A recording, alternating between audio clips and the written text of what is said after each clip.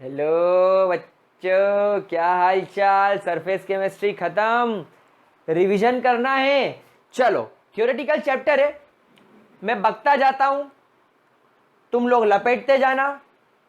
मैं भौं भौं करता जाता हूं, तुम लोग सुनते जाना। चलो, तो बात करते हैं सरफेस केमिस्ट्री की।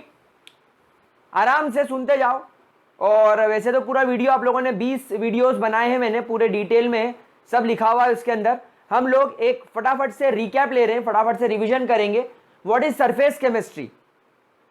Surface chemistry is the branch of chemistry that deals with the phenomenons और the processes that are taking place on the surface of a substance. किसी एक सब्सटेंस की सरफेस के ऊपर घटने वाली घटनाएं, होने वाली processes is called as surface chemistry. Surface chemistry के अंदर एक टर्म हम लोग सीखते हैं जिसका नाम है एडजॉर्प्शन। इस टर्म को लिखा जाता है एडजॉर्प्शन। एडजॉर्प्शन में एडी आता है।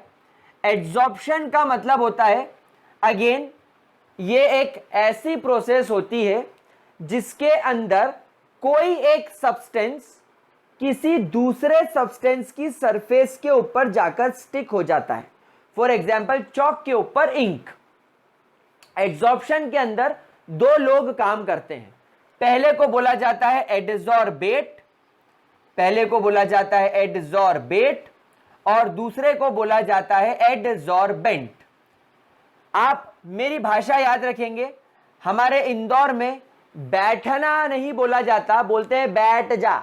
ओए काके बैठ जा रे, क्या बोलते हैं? ओ भाई, ओ भैया। इंदौर में भाई को क्या बोलते हैं? भैया। ओ भैया बैठ जा, बैठ बैठ। जो आकर बैठे वो एडजॉर्बेट और जिसके ऊपर बैठे वो adsorbent. Is that clear to you? ठीक है। एब्जॉर्प्शन क्या होता है? एडजॉर्प्शन के साथ साथ एब्जॉर्प्शन भी पढ़ना जरूरी होता है।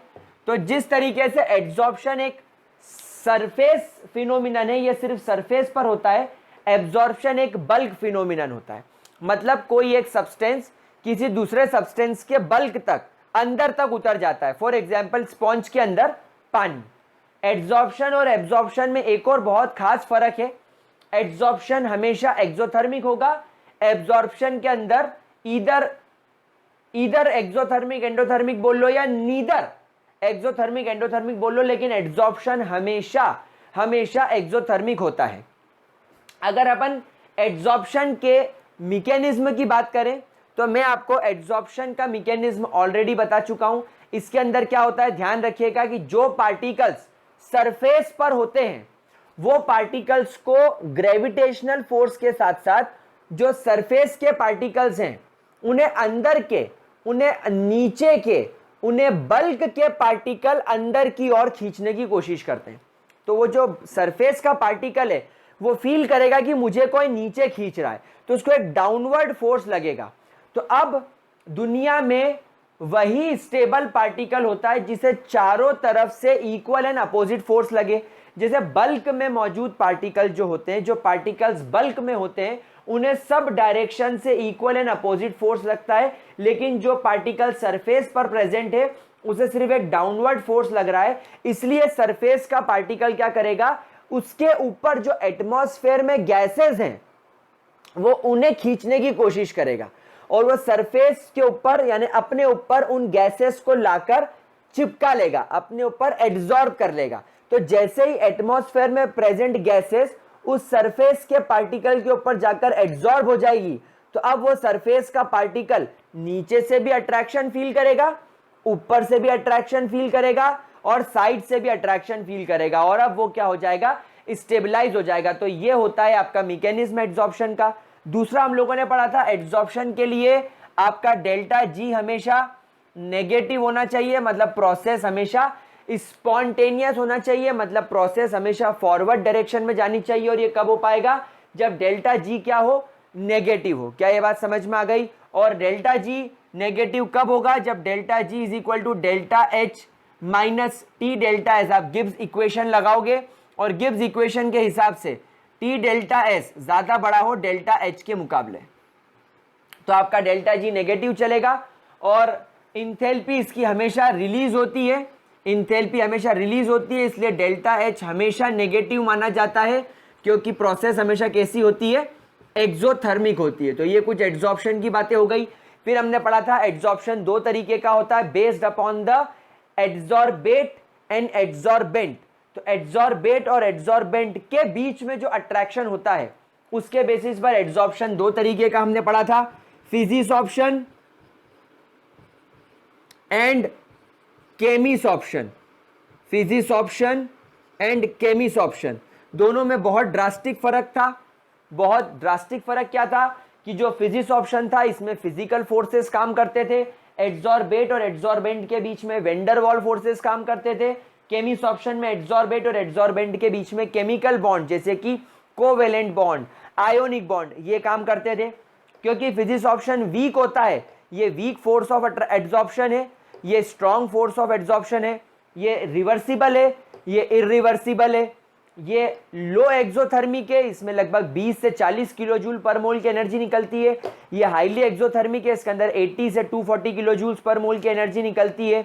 इसके ऊपर सरफेस एरिया, जितना सरफेस एरिया बढ़ाओगे उतना फिजिसॉर्प्शन बढ़ेगा, जितना सरफेस एरिया बढ़ाओगे उतना केमिसॉर्प्शन भी बढ़ेगा। तो ऐसा हम लोगों ने इसके अंदर बहुत सारे डिफरेंसेस देखे थे, यहां तक कोई दिक्कत। फिर हम लोगों ने एक टर्म पढ़ी थी isotherm, isotherm and Freundlich isotherm, isotherm and Freundlich isotherm. इसके अंदर हम लोगों ने कर्व देखा था, ये कर्व x/m वर्सेस प्रेशर का कर्व था at constant temperature. At constant temperature होने की वजह से इसे आइसोथर्म नाम दिया गया था। यहां पर x का मतलब होता है अमाउंट ऑफ गैस एड्सॉर्ब्ड और m का मतलब होता है on the given amount of adsorbent. अरे मैंने यहाँ एड्सॉर्बेंट लिखना था, एड्सॉर्बेंट को एड्सॉर्प्शन लिख दिया मैंने, दिस इज एड्सॉर्बेंट। अच्छा सॉरी सॉरी सॉरी, ये तो एब्जॉर्प्शन था। क्या हो गया रे, ए क्या गुंडा बनेगा रे तू, क्या टीचर बनेगा रे तू बाबा, चमाइला कूतरिया। Adsorbent is the given amount of adsorbent. तो m क्या है, एक given amount of adsorbent, for example 1 gram adsorbent, 10 gram adsorbent.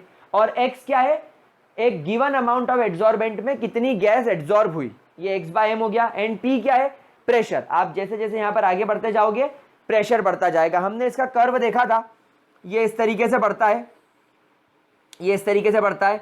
यहां पर टेम्परेचर लो हुआ करता था 143 केल्विन, यहां टेम्परेचर बढ़ गया था 213 केल्विन, या 273 केल्विन। तो जैसे जैसे आपने टेम्परेचर बढ़ाया आपने देखा एड्सॉर्प्शन का कर्व नीचे आता गया, मतलब less amount of gas adsorb.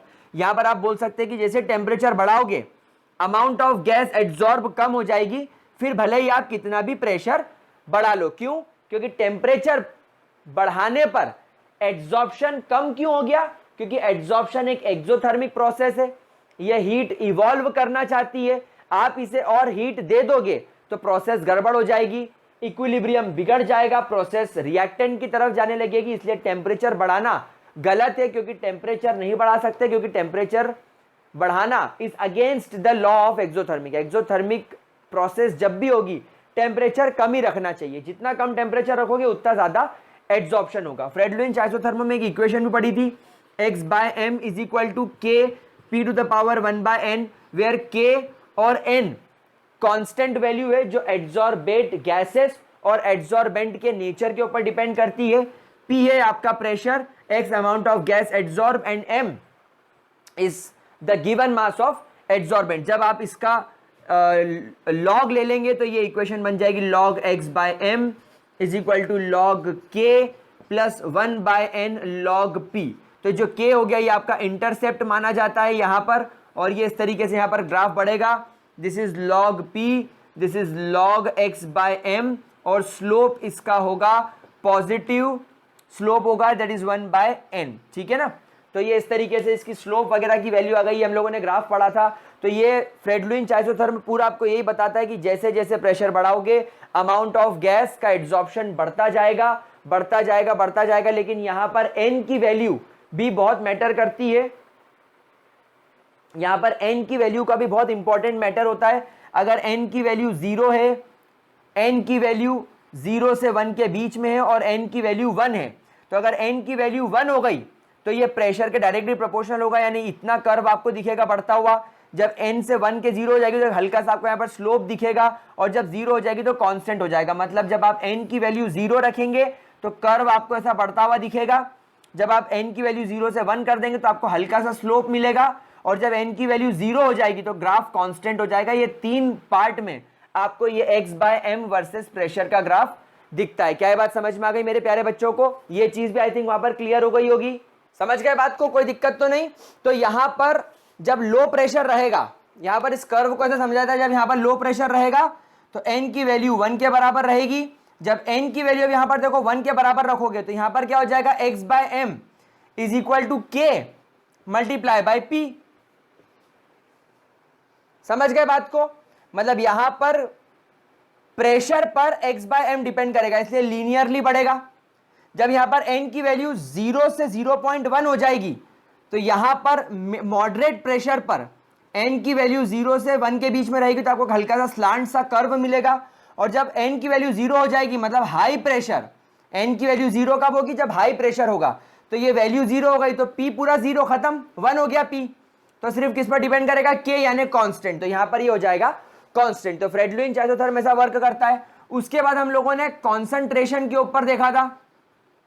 मतलब अगर आपके पास में ये जो पूरा फ्रेड-लुईस आइसोथर्म का कंसेप्ट था, ये ऐसा था कि एक गैस एड्सॉर्बेंट के ऊपर एड्सॉर्ब हो रही है, लेकिन अगर आपके पास में सॉल्यूशन हो तो क्या सॉल्यूशन के अंदर एड्सॉर्प्शन नहीं होता? तो हाँ, सॉल्यूशन के अंदर भी एड्सॉर्प्शन होता है, और उसको अपन कंसंट्रेशन के बेसिस पर समझते हैं। उसके अंदर ये एग्जाम्पल देकर दिया गया कि अगर आपने एक एसिटिक एसिड का सॉल्यूशन बनाया है तो एसिटिक एसिड के सॉल्यूशन का भी पीएच कुछ होगा। जैसे ही आप उसके अंदर चारकोल डालोगे उसका पीएच डिक्रीज हो जाएगा, मतलब एसिडिटी डिक्रीज हो जाएगी, पीएच की रेंज बढ़ जाएगी। आपने देखा होगा कोई एसिड होता है, उसका पीएच जितना ज्यादा 0 की तरफ जाओगे उतना ज्यादा उसका एसिडिक नेचर बढ़ता जाता है। तो इमेजिन करो एक एसिटिक एसिड का सॉल्यूशन बनाया जिसका पीएच 3 है, आपने ऐसे उसमें चारकोल डाला, उसका पीएच 3 से 5 हो जाएगा, मतलब एसिडिटी कम हो गई। तो एसिडिटी कम क्यों हो गई? एसिडिटी कम इसलिए हो गई क्योंकि एसिटिक एसिड को चारकोल ने अपने सरफेस पर एड्सॉर्ब कर लिया, तो अब सॉल्यूशन की एसिडिटी कम हो गई, एसिड अब बचा ही नहीं, एसिड तो एड्सॉर्ब हो गया। तो ये कॉन्सेंट्रेशन के बेसिस पर फ्रेड-लुईस आइसोथर्म की इक्वेशन बस ऐसी चेंज हो जाती है, यहां पर P की जगह आ जाता है C1/N। मतलब यहां पर कॉन्सेंट्रेशन के ऊपर चीज डिपेंड करती। तो ये हो गया आपका फ्रेड-लुईस आइसोथर्म। फिर हमने इतना पढ़ने के बाद हम लोगों ने स्टार्ट किया था कैटालिसिस। कैटालिसिस एक ऐसी प्रोसेस है जिसके अंदर कैटलिस्ट काम करता है, और कैटलिस्ट केमिकल रिएक्शन के रेट को ऑल्टर कर देता है बिना उसमें पार्टिसिपेट करे। ठीक है, कैटलिस्ट कैसे काम करता है उसके पहले हमने देखा था कैटलिस्ट के लिए 2 टर्म्स पढ़ी थी, पॉइजन एंड प्रमोटर्स। तो हम लोगों ने 2 चीज पढ़ी थी कैटलिस्ट के लिए, promoters and poisons. Promoters catalyst की एक्टिविटी को बढ़ा देते हैं, यानी कैटलिस्ट को मदद करते हैं कि आप ज्यादा अच्छे से कैटालिसिस करो, और पॉइजन कैटलिस्ट की एक्टिविटी को डिक्रीज कर देते हैं, मतलब कैटलिस्ट रिएक्शन में जाने के बाद भी केमिकल रिएक्शन का रेट बढ़ेगा नहीं। क्यों? क्योंकि कैटलिस्ट के एक्शन को ही पॉइजन ने कम कर दिया है, वो हमने देखा था। फिर हमने होमोजीनियस एंड हेट्रोजीनियस कैटालिसिस देखा था। होमोजीनियस कैटालिसिस का मतलब होता है एक ऐसी केमिकल रिएक्शन जिसके अंदर रिएक्टेंट्स का और कैटालिस्ट का फिजिकल स्टेट सेम हो, मतलब अगर रिएक्टेंट गैस है तो कैटालिस्ट भी गैस हो। क्या ये बात समझ में आ गई? कैटालिस्ट लिक्विड हो तो रिएक्टेंट भी लिक्विड हो, लेकिन अगर रिएक्टेंट सॉलिड हो और कैटालिस्ट भी सॉलिड हो तो केमिकल रिएक्शन हो पाएगी क्या? नहीं, तब केमिकल रिएक्शन पॉसिबल नहीं है, क्योंकि रिएक्शन कंप्लीट करने के लिए आपको एक मीडियम की जरूरत है, और वो मीडियम या तो लिक्विड या तो गैस होगा। तो होमोजीनियस कैटालिसिस के अंदर कभी भी सॉलिड रिएक्टेंट और सॉलिड कैटालिस्ट पॉसिबल नहीं है। देन हेट्रोजीनियस कैटालिसिस की जब अपन बात करें तो सॉलिड रिएक्टेंट और आपके कैटालिस्ट का फिजिकल स्टेट अलग अलग हो सकता है। तो यहां पर ध्यान रखिएगा, गैस इन गैस पॉसिबल नहीं है, यानी अगर रिएक्टेंट भी गैस है और आपका कैटालिस्ट भी गैस है तो ये होमोजीनियस कैटेगरी में आ जाएगा, हेट्रोजीनियस के अंदर नहीं आएगा। मतलब आपका यहां पर रिएक्टेंट और कैटालिस्ट के बीच का जो फिजिकल स्टेट है वो अलग होना चाहिए, ये हम लोगों ने देखा था। फिर हम लोग आगे बढ़े थे और हम लोगों ने एड्सॉर्प्शन थ्योरी ऑफ कैटालिसिस के बारे में डिस्कस किया था, और वहां पर हम लोग सिर्फ हेट्रोजीनियस कैटलिस्ट के ऊपर बात करते थे, हमने होमोजीनियस की क्यों बात नहीं करी, क्योंकि दोनों का फिजिकल स्टेट सेम है, तो वहां पर किसी भी तरीके का एड्सॉर्प्शन की जरूरत नहीं है। लेकिन अगर हेट्रोजीनियस कैटालिसिस की बात करें तो आपका कैटलिस्ट यहां पर सॉलिड होगा और रिएक्टेंट गैस हो सकता है या लिक्विड हो सकता है। तो हम एड्सॉर्प्शन थ्योरी की बात करते हैं ओल्ड कंसेप्ट के हिसाब से। ओल्ड कंसेप्ट के हिसाब से यह कहा जाता है कि कैटलिस्ट का सरफेस एरिया ज्यादा होता है, तो कैटलिस्ट की सरफेस के ऊपर रिएक्टेंट्स आकर डिपॉजिट होते हैं, रिएक्टेंट्स आकर एड्सॉर्ब होते हैं, और जैसे जैसे रिएक्टेंट्स का कॉन्सेंट्रेशन सरफेस पर कैटलिस्ट की बढ़ता जाएगा, रिएक्शन अपने आप आगे बढ़ने लगेगी। क्योंकि हम लोग केमिकल काइनेटिक्स में पढ़ के आए हैं, किसी भी केमिकल रिएक्शन का रेट उसके कॉन्सेंट्रेशन के ऊपर डिपेंड करता है। तो जैसे जैसे रिएक्टेंट का कॉन्सेंट्रेशन सरफेस पर बढ़ेगा, वैसे वैसे रिएक्शन भी आगे बढ़ेगी, वैसे वैसे कैटालिसिस जल्दी होगा। ये हमने देखा था। और हमने ये भी देखा था कि कैटालिसिस जैसे जैसे रिएक्शन होगी, हम लोग जानते हैं कैटलिस्ट एड्सॉर्बेंट है और रिएक्टेंट एड्सॉर्बेट है। तो कैटलिस्ट की सरफेस पर जब एड्सॉर्बेट यानी रिएक्टेंट्स आकर बैठेंगे तो एड्सॉर्प्शन होगा, और एड्सॉर्प्शन एक एक्सोथर्मिक प्रोसेस है। तो इसका मतलब यह है कि हीट इवॉल्व होगी। मतलब पहले क्या हुआ, पहले कैटलिस्ट की सरफेस पर रिएक्टेंट्स आकर एड्सॉर्ब हुए, उन्होंने अपना कॉन्सेंट्रेशन बढ़ाया, तो कॉन्सेंट्रेशन बढ़ने की वजह से रिएक्टेंट रिएक्ट करने लगे, और जितना ज्यादा एड्सॉर्प्शन होगा उतना ज्यादा एक्सोथर्मिक प्रोसेस होगा, उतनी हीट निकलेगी, और उतनी हीट आपके केमिकल रिएक्शन के रेट को और बढ़ा देगी, जल्दी जल्दी रिएक्टेंट्स को जोड़ने का काम करेगी। ये ओल्ड कंसेप्ट था। फिर एक कंसेप्ट हम लोगों ने केमिकल काइनेटिक्स में पढ़ा था कि कैटलिस्ट क्या करता है, एक्टिवेशन एनर्जी को कम कर देता है। एक रिएक्शन की जिसकी एक्टिवेशन एनर्जी अभी ज्यादा है, ये उसकी एक्टिवेशन एनर्जी को कम कर देता है। तो एक्टिवेशन एनर्जी कम होने का मतलब है एक रिएक्शन अपने एक्टिवेशन पॉइंट को, अपने थ्रेशोल्ड पॉइंट को जल्दी अचीव कर लेगी, और जल्दी अचीव कर लेगी तो रिएक्शन फास्ट हो जाएगी, रिएक्शन जल्दी हो जाएगी, रिएक्शन फटाफट हो जाएगी। तो कैटलिस्ट का ये काम है। तो मॉडर्न कंसेप्ट के हिसाब से हमने इन दोनों कॉन्सेप्ट्स को मर्ज कर दिया और एक नया कॉन्सेप्ट लिया है। मॉडर्न कंसेप्ट ये कहता है कि हर कैटलिस्ट की सरफेस पर कुछ एक्टिव साइट्स होती है, कुछ फ्री वैलेंसीज होती है। ये फ्री वैलेंसीज पहले रिएक्टेंट्स को अपनी सरफेस पर एड्सॉर्ब कर लेती है, एड्सॉर्प्शन होता है, कॉन्सेंट्रेशन बढ़ता है, हीट इवॉल्व होती है, और फिर ये रिएक्टेंट और कैटलिस्ट आपस में मिक्स होकर एक इंटरमीडिएट बनाते हैं। That is intermediate theory, modern theory जिसके अंदर इंटरमीडिएट बनेगा, जिसमें रिएक्टेंट आपस में भी जुड़ गए हैं और कैटलिस्ट से भी जुड़ गए हैं। लेकिन जब रिएक्टेंट कन्वर्ट हो जाते हैं प्रोडक्ट के अंदर, तो इतनी ज्यादा अमाउंट में एनर्जी रिलीज होती है कि प्रोडक्ट और कैटलिस्ट के बीच का जो फिजिकल एड्सॉर्प्शन है वो टूट जाता है, और प्रोडक्ट अलग हो जाता है, और प्रोडक्ट अलग हो जाता है, और आपका जो कैटलिस्ट है वो नई प्रोसेस को कैटेलाइज करने के लिए फिर से रेडी हो जाता है। तो ये हमने कैटालिसिस की थ्योरी पढ़ी थी, हम लोगों ने इतना कैटालिसिस को देखा था। तो यहां तक मेरे ख्याल से इतना रिवीजन पार्ट समझ में आ गया। फिर हम लोगों ने देखा था सिलेक्टिविटी एंड एक्टिविटी के बारे में। हम लोग सब जानते हैं कैटालिस्ट की एक्टिविटी क्या होती है, किसी भी केमिकल रिएक्शन के रेट को बढ़ा देना, that is it's activity. And selectivity के अंदर हम लोगों ने देखा था कि अगर आप कार्बन मोनोऑक्साइड और हाइड्रोजन को कंबाइन करते हो तो अलग अलग कैटलिस्ट के हिसाब से अलग अलग प्रोडक्ट बनेगा। दैट मींस अलग अलग कैटलिस्ट अलग अलग प्रोडक्ट बना के देंगे, इवन दो आपका रिएक्टेंट सेम हो। क्या बात समझ में आ रही है? तो ये उसकी सिलेक्टिविटी हो गई। फिर उसके बाद हम लोगों ने शेप सिलेक्टिव जियोलाइट्स पढ़े थे।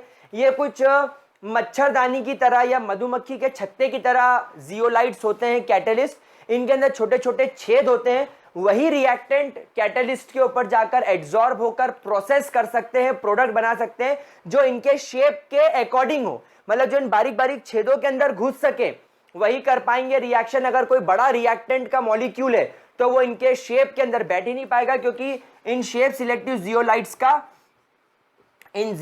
का शेप कुछ ऐसा होता है मधुमक्खी के छत्ते की तरह। समझ में आ रही बात आप लोगों को? तो रिएक्टेंट का साइज अगर इतना है तो वो अंदर जाकर बैठ जाएगा और प्रोसेस कर सकेगा, अदरवाइज प्रोसेस पॉसिबल नहीं है। तो हम लोगों ने देखा था एल्यूमिनियम सिलिकेट्स, एल्यूमिनो सिलिकेट्स, जिसके अंदर क्या होता है, सिलिकॉन ऑक्सीजन की चेन होती है और कुछ जगह पे सिलिकॉन की जगह एल्यूमिनियम आ जाता है। बहुत डिटेल में हम लोगों ने उसको डिस्कस किया था। तो ये थे शेप सिलेक्टिव जियोलाइट्स। उसके बाद हम लोगों ने एंजाइम कैटालिसिस शुरू किया था। एंजाइम्स के बारे में मैंने आपको बताया था, enzymes are the organic nitrogenous containing compounds. ये नाइट्रोजन कंटेनिंग कंपाउंड्स होते हैं, ये ऑर्गेनिक कंपाउंड्स होते हैं, ये सिर्फ लिविंग ऑर्गेनिजम्स की बॉडी में जैसे प्लांट और एनिमल की बॉडी में ही बनते हैं। ये बेसिकली प्रोटीन नेचर के होते हैं और इनका काम होता है हमारी बॉडी के अंदर होने वाली बायोकेमिकल रिएक्शंस को कैटेलाइज करना। For example digestion of food, for example respiration, for example किसी भी तरीके की बॉडी में होने वाली रिएक्शन, डीकंपोजिशन, ये सारी रिएक्शंस को कैटेलाइज करने का काम एंजाइम कैटलिस्ट करता है। जो कैरेक्टरिस्टिक एक कैटलिस्ट का होता है वही कैरेक्टरिस्टिक एंजाइम कैटलिस्ट का भी होता है। फॉर एग्जांपल अगर हम इनके कैरेक्टरिस्टिक की बात करें तो ये बहुत कम क्वांटिटी में रिक्वायर्ड होते हैं, इनकी एफिशिएंसी बहुत ज्यादा होती है। मतलब एक एंजाइम का मॉलिक्यूल 10 लाख से ज्यादा रिएक्टेंट्स को कैटेलाइज कर सकता है इन 1 मिनट। तो बहुत ज्यादा हाई एफिशिएंसी होती है, बहुत कम क्वांटिटी में रिक्वायर्ड होते हैं, हाईली स्पेसिफिक नेचर होता है। मतलब एक एंजाइम का काम सिर्फ एक ही रिएक्शन को कैटेलाइज करना होता है। फॉर एग्जांपल मेरे माउथ में सलाइवरी अमाइलेज का काम स्टार्च को तोड़कर माल्टोस के अंदर कन्वर्ट करना होता है, दैट्स इट। उसके अलावा वो और कोई काम नहीं करता। मेरे पेट में जो पेप्सिन है वो प्रोटीन को तोड़कर पेप्टाइड्स एंड पेप्टोन्स में तोड़ता है, वो मेरे पेप्सिन का काम है। पेप्सिन और कोई काम नहीं करेगा। ऐसे ढेर सारे हमने एंजाइम्स पढ़े थे। दूध को दही में कन्वर्ट करने के लिए लैक्टोबेसिलाई नाम का एंजाइम लगता है जो दूध को दही में कन्वर्ट कर देता है। तो ये सारे एंजाइम्स बहुत स्पेसिफिक नेचर के होते हैं। ऑप्टिमम टेम्परेचर 298 से 310 केल्विन पर ये काम करते हैं। ऑप्टिमम पीएच 7 से 8 या 7 से 9 के पीएच पे बढ़िया काम करते हैं। उसके अलावा गड़बड़ा गया तो ये काम नहीं कर सकते। फिर हमने एंजाइम की लॉक एंड की थ्योरी पढ़ी थी। मैंने आपसे कहा था एंजाइम का एक स्पेसिफिक शेप होता है और उसके ऊपर अटैच होने वाला जो रिएक्टेंट होता है उसको हमने सबस्ट्रेट नाम दे दिया था। तो सबस्ट्रेट और एंजाइम का एक दूसरे के लिए ताले और चाबी जैसा काम होता है। दोनों का शेप एक दूसरे के लिए परफेक्ट होता है। तो जब ये दोनों एक दूसरे के साथ कंबाइन होते हैं तो ऐसा लगता है जैसे लॉक के अंदर की लग गई हो और ये प्रॉपर्ली अटैच हो गई हो। दैट मीन्स हर एंजाइम के ऊपर उसका स्पेसिफिक सबस्ट्रेट ही कंबाइन हो सकता है और कोई कंबाइन नहीं होगा। कोई दूसरा रिएक्टेंट, दूसरा सबस्ट्रेट आकर एंजाइम के ऊपर अटैच नहीं हो सकता क्योंकि उनका शेप कॉम्प्लीमेंट्री नहीं है। तो जैसे एंजाइम के ऊपर सबस्ट्रेट बैठेगा ये एंजाइम सबस्ट्रेट कॉम्प्लेक्स बनाएगा। एंजाइम सबस्ट्रेट को या तो ब्रेक करेगा या तो जोड़ेगा और प्रोडक्ट बनाएगा और बाद में उससे अलग हो जाएगा। एंजाइम अलग, प्रोडक्ट अलग। तो इस तरीके से ये एंजाइम काम करता है। तो हम लोगों ने यहां तक एंजाइम्स की बात की थी। फिर हम लोगों ने स्टार्ट किया था पढ़ना कोलॉइड्स। हम लोगों ने कोलॉइडल सॉल्यूशंस पढ़ना स्टार्ट किए थे। क्या होते हैं कोलॉइड्स? कोलॉइड्स एक ऐसा सॉल्यूशन होता है जिसके अंदर जो डिस्पर्स्ड पार्टिकल्स होते हैं उनका साइज 1 नैनोमीटर से 1000 नैनोमीटर के बीच का होता है। अगर पार्टिकल का साइज 1 नैनोमीटर से कम है तो वो ट्रू सॉल्यूशन कैटेगरी में चला जाएगा और अगर 1000 नैनोमीटर से ज्यादा है तो वो सस्पेंशन कैटेगरी में चला जाएगा। कोलॉइडल पार्टिकल्स और कोलॉइडल सॉल्यूशन की एक खासियत होती है कि इनके पार्टिकल्स नेकेड आइज से नहीं दिख सकते पर लाइट को स्कैटर करते हैं। दैट मीन्स आपको टिंडल इफेक्ट वगैरह यहां पर देखने को जरूर मिलेगा। तो ये कोलॉइडल सॉल्यूशंस की बात हो गई। देन हम लोगों ने कोलॉइडल सॉल्यूशंस के बहुत सारे एग्जांपल्स देखे थे। हम लोगों ने डिस्कस किया था कोलॉइडल सॉल्यूशन क्या होता है, अपन इसके बारे में बात करते हैं। हम लोगों ने मेथड ऑफ प्रिपरेशंस की बात की थी। हम लोगों ने देखा था कोलॉइड को कैसे बना सकते हैं। हम लोगों ने कोलॉइड्स की प्रॉपर्टी पढ़ी थी। पर पहले कोलॉइड्स को क्लासीफाई कर लेते हैं। हमने कोलॉइड्स के क्लासिफिकेशन भी 3 तरीके के देखे थे। पहला क्लासिफिकेशन था on the basis of physical state of dispersion phase and dispersion medium. अगर दोनों सॉलिड हो तो सॉलिड सोल, अगर डिस्पर्जन फेज सॉलिड हो, डिस्पर्जन मीडियम लिक्विड हो तो सोल, अगर डिस्पर्जन फेज गैस हो, डिस्पर्जन मीडियम सॉलिड हो तो एरोसोल। ऐसे हम लोगों ने पूरा क्लासिफिकेशन देखा था। फिर हम लोगों ने सेकेंड क्लासिफिकेशन जो काफी इंपॉर्टेंट है वो था on the basis of interaction between dispersion phase and dispersion medium. Dispersion phase dispersion medium एक दूसरे को पसंद करे तो लायोफिलिक कोलॉइडल सॉल्यूशन, पसंद नहीं करे तो लायोफोबिक कोलॉइडल सॉल्यूशन, ये हम लोगों ने देखा था। फिर हम देखा था लायोफिलिक, इजीली प्रिपेयर्ड हो जाते हैं, रिवर्सिबल होते हैं, अगर एक बार डिस्पर्जन फेज और डिस्पर्जन मीडियम अलग हो जाए तो आप सिंपल स्टरिंग से उसको वापस बना सकते हो, इजी टू प्रिपेयर होते हैं। इसका एग्जाम्पल था protein, starch, cellulose in water, बड़े आराम से बन जाते हैं। लेकिन लायोफोबिक की बात करते हैं क्योंकि सॉल्वेंट और डिस्पर्जन फेज यानी कोलॉइडल पार्टिकल और सॉल्वेंट एक दूसरे को पसंद नहीं करने की वजह से इनको स्पेशल मेथड जैसे peptization, Bredig's arc method, chemical reaction ऐसी मेथड से बनाया जाता है। ये एक बार बन गए तो इनको ब्रेक होने से हमें प्रोटेक्ट करना होता है, क्योंकि अगर ये दोनों ब्रेक हो गए, ये दोनों अलग हो गए तो ये इरिवर्सिबल होता है, वापस से बनाया नहीं जा सकता। फिर हमने तीसरा क्लासिफिकेशन देखा था, classification on the basis of type of dispersion phase. Dispersion phase का टाइप क्या है? तो पहला डिस्पर्जन फेज होता है मल्टी मॉलिक्यूलर कोलॉइड्स, मतलब जब आप कोलॉइडल पार्टिकल्स को सॉल्वेंट में डालते हो तो उनका पार्टिकल साइज बहुत छोटा होता है, 1 नैनोमीटर से भी छोटा होता है। लेकिन जैसे ही ये सॉल्वेंट में जाते हैं ये सब एग्रीगेट होना स्टार्ट हो जाते हैं, ये सब इकट्ठे होना स्टार्ट हो जाते हैं, और जैसे ही ये इकट्ठे होते हैं इनका साइज बड़ा हो जाता है, ये एग्रीगेटेड पार्टिकल बन जाते हैं और इनका पार्टिकल साइज 1 नैनोमीटर से बड़ा हो जाता है, यानी कोलॉइडल पार्टिकल की रेंज में आ जाता है। और ऐसे कोलॉइडल सॉल्यूशन को मल्टी मॉलिक्यूलर कोलॉइड्स बोलते हैं, जैसे गोल्ड सोल, सल्फर सोल इसका बेस्ट एग्जांपल है। फिर मैक्रोमोलिक्यूलर कोलॉइड्स, मतलब ये ऐसे कोलॉइडल सॉल्यूशन होते हैं जिसमें डिस्पर्जन फेज का पार्टिकल साइज पहले से ही बड़ा हो, मतलब वो पहले से 1 से 1000 नैनोमीटर के बीच का हो। For example protein, starch, cellulose, gum, ये सब अगर आप पानी में डिसॉल्व करोगे तो ये बेसिकली कोलॉइडल सॉल्यूशन बनाएंगे, और ये मल्टी मॉलिक्यूलर ना होते हुए ये मैक्रो मॉलिक्यूल की कैटेगरी में आ जाएगा। तीसरा होता है एसोसिएटेड मिसेल कोलॉइड्स।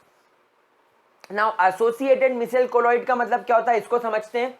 यहां पर आपका डिस्पर्जन फेज का पार्टिकल या आपका कोलॉइडल पार्टिकल शुरू में एक स्ट्रॉन्ग इलेक्ट्रोलाइट की तरह बिहेव करेगा, यानी अगर आपने इसको सॉल्वेंट में कम मात्रा में डाला तो ये प्रॉपर इलेक्ट्रोलाइट की तरह कैटायन एनायन में टूट जाएगा।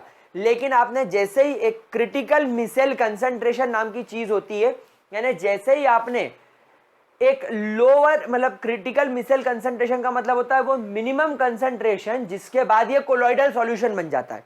तो अगर आपने इलेक्ट्रोलाइट को CMC तक डाल दिया, क्रिटिकल मिसेल कॉन्सेंट्रेशन तक डाल दिया, तो इनसाइड बल्क फोर्स इन्हें फील होता है और ये सारे डिस्पर्जन फेज के या कोलॉइडल पार्टिकल बल्क में चले जाते हैं और एक गोल स्फेरिकल गेंद की तरह खुद को एक्यूमुलेट कर लेते हैं, एग्रीगेट कर लेते हैं और बना लेते हैं मिसेल। मिसेल की खासियत क्या होती है?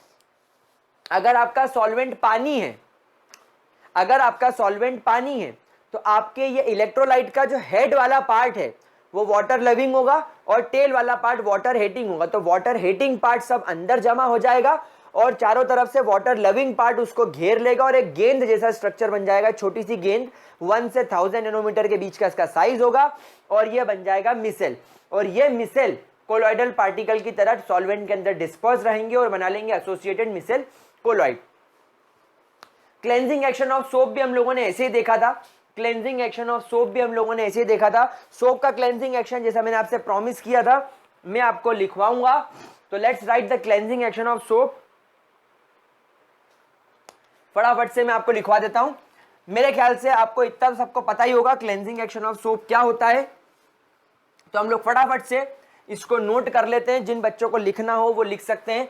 सबसे पहले क्या होगा, that soap is a long chain fatty acid, is a long chain fatty acid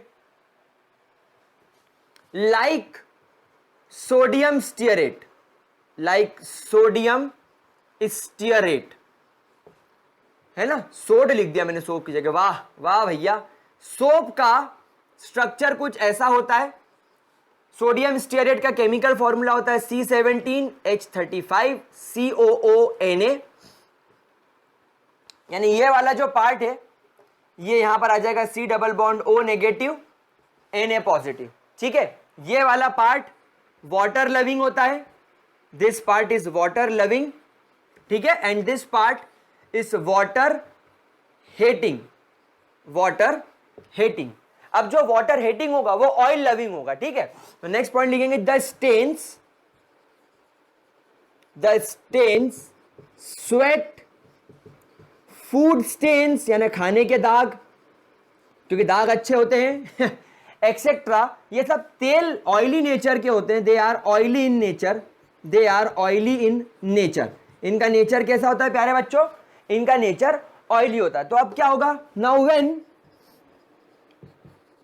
these stains are washed with soap, the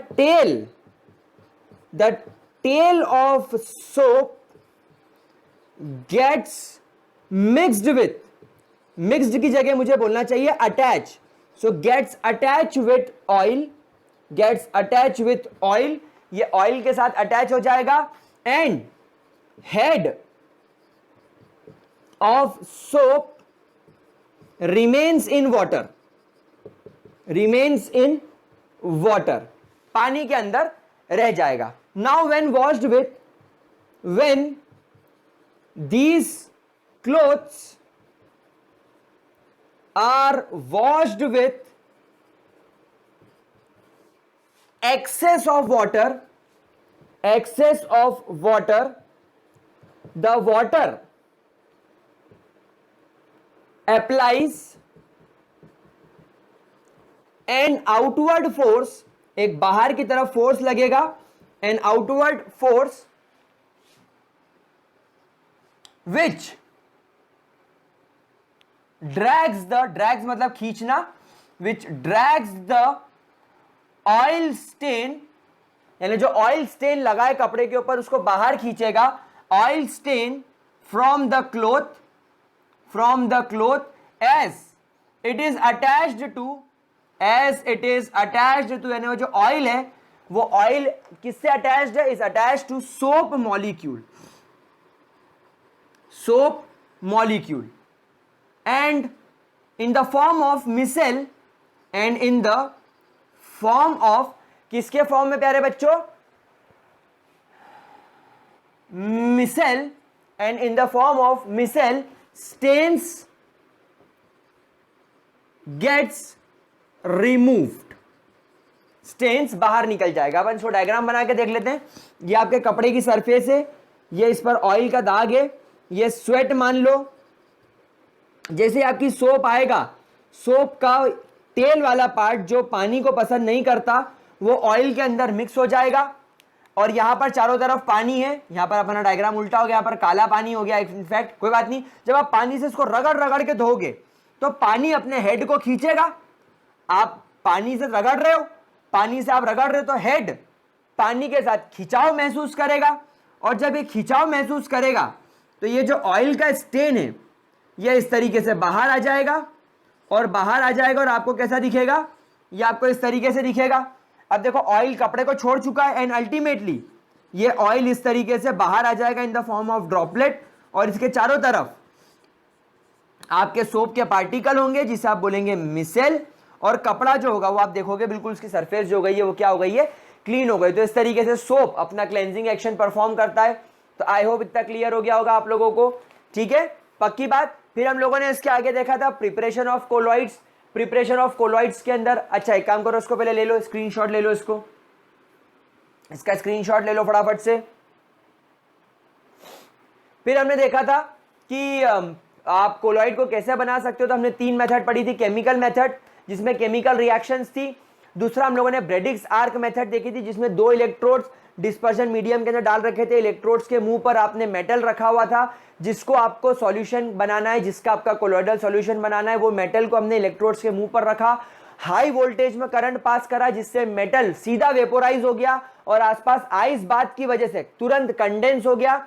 और जब वो वेपोराइज होकर कंडेंस हुआ तो मेटल के कुछ पार्टिकल्स इकट्ठे हो गए, इतने इकट्ठे हो गए कि वो 1 से 1000 नैनोमीटर के बीच का एक एग्रीगेटेड मॉलिक्यूल बना ले और डिस्पर्जन मीडियम के अंदर डिसॉल्व हो गए और आपका कोलॉइडल सॉल्यूशन बन गया। तीसरा हमने देखा था पेप्टाइजेशन। पेप्टाइजेशन के अंदर आप पहले केमिकल मेथड से डिस्पर्जन फेज के यानी कि कोलॉइडल पार्टिकल के फ्रेशली प्रिपेयर्ड प्रेसिपिटेट बनाओगे, उसको डिस्पर्जन मीडियम के अंदर डिसॉल्व करोगे, लेकिन वो नीचे की तरफ सर सेडिमेंट हो जाएंगे। फिर आप उसके अंदर फ्रेशली प्रिपेयर्ड प्रेसिपिटेट के अंदर एक इलेक्ट्रोलाइट डालोगे, इलेक्ट्रोलाइट वो चूज करोगे जिसके अंदर एक कॉमन आयन हो आपके डिस्कोलॉइडल पार्टिकल की तरह, तो वो कॉमन आयन को कोलॉइडल पार्टिकल अपनी सरफेस पर एब्जॉर्ब कर लेगा, भले ही पॉजिटिव हो तो पॉजिटिव, नेगेटिव हो तो नेगेटिव। तो सारे कोलॉइडल पार्टिकल या तो पॉजिटिव एब्जॉर्ब करेंगे या नेगेटिव एब्जॉर्ब करेंगे। अब अगर सबने पॉजिटिव एब्जॉर्ब कर लिया तो सब पर पॉजिटिव चार्ज होने की वजह से उनके बीच में रिपल्शन होगा और वो सब एकदम से फैल जाएंगे और आपका कोलॉइडल सॉल्यूशन बना लेंगे। तो ये थी पेप्टाइजेशन मेथड। फिर हमने स्टार्ट किया था पढ़ना प्यूरिफिकेशन ऑफ कोलॉइड्स। भाई कोलॉइड्स को प्यूरिफाई क्यों करते हैं? क्योंकि जो लायोफोबिक कोलॉइड है, अगर मान लो कभी गलती से उसके अंदर ज्यादा मात्रा में इलेक्ट्रोलाइट रह गया तो वो वापस से इलेक्ट्रोलाइट क्या करेगा, कोलॉइडल पार्टिकल्स को कोएगुलेट करके नीचे बैठा देगा, कोलॉइडल सॉल्यूशन को तोड़ देगा। तो उसको प्रोटेक्ट करने के लिए अपन उसको डायलिसिस करते हैं। डायलिसिस के अंदर क्या था, एक डायलेसर था जिसके नीचे की मेम्ब्रेन को सिलोफान नाम की सेमी परमिएबल मेम्ब्रेन से अटैच थी, उसके अंदर हमने कोलॉइडल सॉल्यूशन रखा। कोलॉइडल सॉल्यूशन में जो कोलॉइडल पार्टिकल होते हैं उनका साइज बड़ा होता है, इसलिए वो सेमी परमिएबल मेम्ब्रेन के बाहर नहीं आते, लेकिन इलेक्ट्रोलाइट्स का साइज बिल्कुल छोटा होने की वजह से वो सिलोफेन मेम्ब्रेन से बाहर आ जाते हैं। आप लगातार फ्रेश वाटर उसके अंदर डालते रहो, फ्रेश वाटर की स्ट्रीम चलाते रहो, डायलेसर को उसके अंदर डुबाए रखो, फ्रेश वाटर आता जाएगा जाता जाएगा, आता जाएगा जाता जाएगा और इलेक्ट्रोलाइट्स को अपने साथ साथ लेता जाएगा। दूसरी मेथड होती है इलेक्ट्रोडायलिसिस। ना इलेक्ट्रोडायलिसिस क्यों यूज करते हैं? क्योंकि डायलिसिस प्रोसेस स्लो होती है, तो उसको स्पीड अप करने के लिए इलेक्ट्रिसिटी लगा दी जाती है, 2 चार्ज प्लेट्स लगा दी जाती है। तो चार्ज प्लेट्स को देखकर इलेक्ट्रोलाइट्स जल्दी जल्दी भागेंगे, अपोजिटली चार्ज प्लेट की तरफ भागेंगे वो, तो स्पीड थोड़ी फास्ट हो जाएगी। तीसरी हमने पढ़ी थी अल्ट्रा फिल्ट्रेशन। हम एक अल्ट्रा फिल्टर पेपर बनाते हैं जिसमें एक नॉर्मल फिल्टर पेपर को हम 4% नाइट्रोसेल्यूलोज के सॉल्यूशन के अंदर डिप करते हैं। ये 4% नाइट्रोसेल्यूलोज का सॉल्यूशन या तो अल्कोहल या तो ईथर में बनाया जाता है। उसके अंदर फिल्टर पेपर को डिप करो, सोक करो, भिगो के रखो, बाद में उसको निकालकर फॉर्मल्डिहाइड के साथ ट्रीट करो जिससे वो हार्ड हो जाए और फिर उसके ऊपर से आप कोलॉइडल सॉल्यूशन को पास करो तो सॉल्वेंट और इलेक्ट्रोलाइट्स बाहर हो जाएंगे, प्योर कोलॉइडल पार्टिकल्स ऊपर रह जाएंगे। और अगर ये इसकी स्पीड बढ़ानी हो तो नीचे सक्शन पंप लगा दो जो इलेक्ट्रोलाइट्स को और सॉल्वेंट को जल्दी जल्दी सक कर ले, तो प्रोसेस कंपैरेटिवली फास्ट हो जाती। तो ये 3 मेथड से हम लोगों ने देखा था कि आप प्यूरिफाई कर सकते हो। फिर अगर अपन बात करें प्रॉपर्टीज की, तो पहली प्रॉपर्टी थी colligative property. Colligative property number of particles of solute के ऊपर डिपेंड करती है, और क्योंकि यहां पर हमारे कोलॉइडल पार्टिकल का साइज बड़ा है,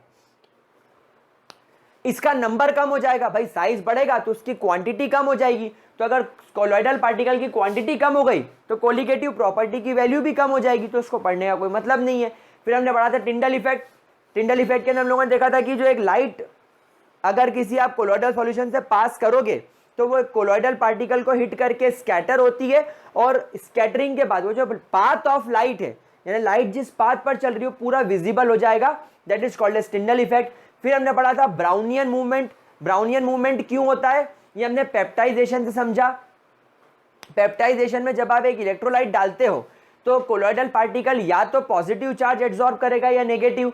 तो इमेजिन करो सारे कोलॉइडल पार्टिकल ने पॉजिटिव चार्ज एब्जॉर्ब कर लिया, तो वो पॉजिटिव चार्ज जब एक दूसरे के पास आएगा तो इसको रिपल्शन फील होगा, तो वो लगातार मूव करता रहेगा, पास आएगा तो एक दूसरे को रिपेल करने की वजह से फिर ये दूर निकल जाएंगे, तो लगातार एक जिगजैग मोशन होता रहेगा, और उस जिगजैग मोशन को ब्राउनियन मूवमेंट बोला जाता है। उसके बाद हमने पढ़ा था कलर। हम जानते हैं हर कोलॉइडल सॉल्यूशन कलर्ड होता है क्योंकि लाइट को स्कैटर कर सकता है। तो एक तो आप सीधे जो लाइट अगर उसके आर पार निकल रही है तो आप एक उसको भी देख सकते हो, तो उसका अलग कलर होगा, और अगर लाइट रिफ्लेक्ट होकर आ रही है तो उसका कलर अलग होगा, मतलब हर कोलॉइडल सॉल्यूशन कलर शो करता है। देन उसके बाद हमने बात की थी चार्ज की। हर कोलॉइडल सॉल्यूशन में चार्ज होता है, ईदर पॉजिटिव ईदर नेगेटिव। और चार्ज क्यों होता है? चार्ज होता है वो जो एक्सेस अमाउंट में इलेक्ट्रोलाइट्स बच गए हैं कोलॉइडल सॉल्यूशन को केमिकली प्रिपेयर करते वक्त, उसमें से कॉमन आयन को कोलॉइडल पार्टिकल अपनी सरफेस पर एब्जॉर्ब कर लेगा और चार्ज ऑक्यूपाई कर लेगा। फिर एक टर्म आती है Helmholtz electrical double layer. Helmholtz electrical double layer का मतलब होता है कोलॉइडल पार्टिकल ने अगर नेगेटिव आयंस को अपनी सरफेस पर एब्जॉर्ब किया है तो कोलॉइडल पार्टिकल पर नेगेटिव चार्ज है, अब इस नेगेटिव चार्ज के ऊपर पॉजिटिव चार्ज की लेयर लग जाएगी, तो जो फर्स्ट लेयर होगी जो डायरेक्ट कोलॉइडल पार्टिकल से चिपकी हुई है वो स्टेशनरी लेयर हो जाएगी। क्यों?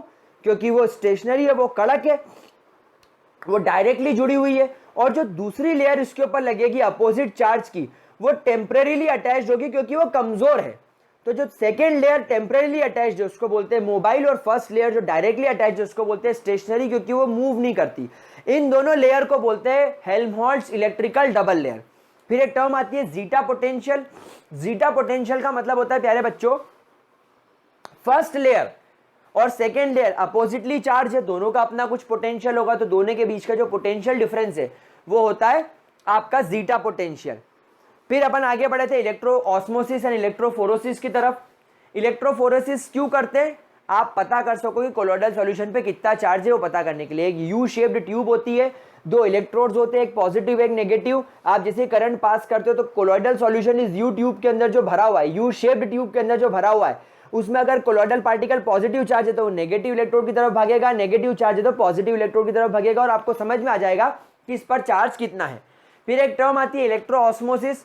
इलेक्ट्रो ऑस्मोसिस के अंदर क्या होता है, आप एक स्पेसिफिक मेम्ब्रेन की मदद से या कोई भी XYZ मेथड की मदद से आप डिस्पर्जन फेज के पार्टिकल का या कोलोइडल पार्टिकल का मूवमेंट रोक दो, तो करंट की वजह से, इलेक्ट्रिसिटी की वजह से सॉल्वेंट मूव करने लग जाएगा, and that process is called as electro osmosis. तो यहां तक आप लोगों को समझ में आ गई सारी बात। फिर हमने एक टर्म पढ़ी थी कोएगुलेशन। नाउ कोएगुलेशन का मतलब क्या होता है प्यारे बच्चों, अभी हम लोगों ने देखा कि हमारे जो कोलोइडल पार्टिकल्स हैं इन पर चार्ज होता है और ये लगातार मूव करते रहते हैं।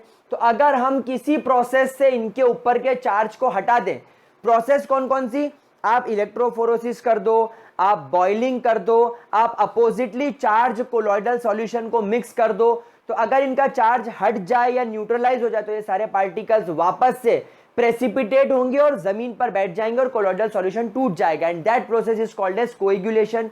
कोएगुलेशन करने का बेस्ट तरीका देखा गया है इलेक्ट्रोलाइट्स को ऐड कर देना। जैसे ही आप इलेक्ट्रोलाइट ऐड करोगे तो अगर कोलोइडल पार्टिकल नेगेटिवली चार्ज है तो वो कैटायन के साथ कंबाइन होकर न्यूट्रलाइज हो जाएगा और कोएगुलेट हो जाएगा। इसी पर एक रूल बेस्ड है जिसका नाम है हार्डी-शूल्स रूल। हार्डी-शूल्स रूल कहता है कि अगर आपको एक पॉजिटिवली चार्ज कोलोइडल सॉल्यूशन को अगर आपको कोएगुलेट करना है तो उसके अंदर आप इलेक्ट्रोलाइट डालोगे, तो वो इलेक्ट्रोलाइट में एनायन के ऊपर कितना चार्ज है उस पर डिपेंड करेगा कोएगुलेशन। मतलब जितना ज्यादा एनायन नेगेटिवली चार्ज होगा उतना ज्यादा कोएगुलेशन करेगा। जैसे PO4-3 उस पर -3 चार्ज है तो उसका कोएगुलेशन ज्यादा होगा as compare to Cl negative, क्योंकि Cl नेगेटिव पे एक नेगेटिव चार्ज है। Same for the negatively charge colloid. अगर नेगेटिवली चार्ज कोलॉइड है तो आप एक इलेक्ट्रोलाइट डालोगे, इलेक्ट्रोलाइट में जो कैटायन पर कितना चार्ज है उस पर डिपेंड करेगा। कैटायन पे जितना ज्यादा चार्ज होगा उतना ज्यादा वो कोएगुलेशन करेगा।